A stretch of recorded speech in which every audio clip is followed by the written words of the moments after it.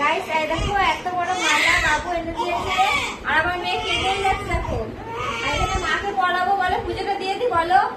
আর দেখো এখানে বাবুকে বলেছিলাম সন্দেশ চাপাবো, তাই সন্দেশ এনে দিয়েছি আর মাকে চাপাবো। তো মা এনে আমার মাকে ভালো করে কৃষ্ণকালী মা। আর আমরা মায়ের কাছে যাবো কালকে আর তোমাদেরকে সব ভিডিও দেখাবো। তোমরা ভিডিওটাকে লাইক কমেন্ট শেয়ার আর একটা সাবস্ক্রাইব করে দেবে। আমি আমার কালারটা করিয়ে দিই।